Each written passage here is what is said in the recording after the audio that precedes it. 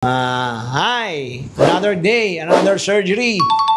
So our case for today is revision, breast augmentation again. No? So the patient had breast augmentation several years ago, no, done by other surgeons. So we're going to replace the implant. Ang nakalagay sa kanya is 400cc na high profile.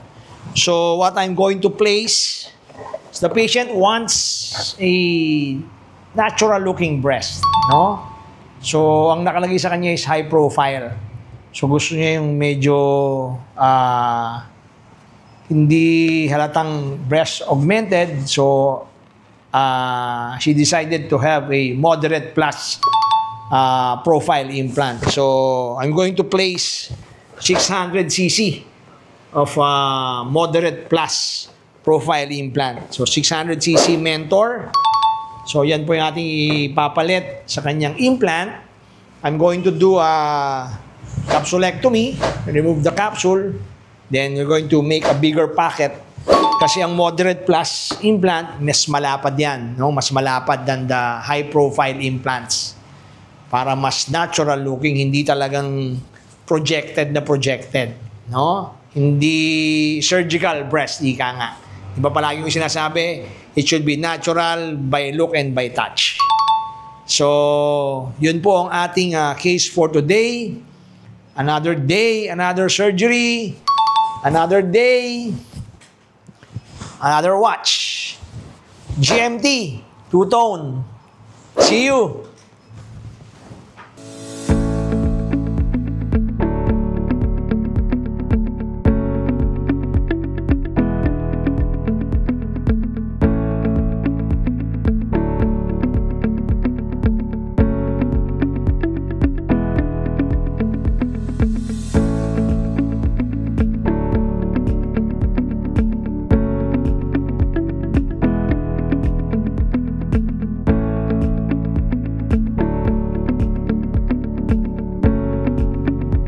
Hi, I'm done with our breast augmentation.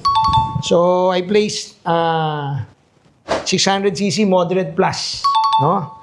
So yan po, I did capsulectomy, tinanggal yung capsule, then nilakihan yung packet, no? Ayan po, very natural by touch. No, lambot. Lambot siya, no? So okay. So we will see her after a week. So hopefully hindi magkaroon ng contracture or any hematoma or whatsoever, no? So that's it. Another day, another surgery.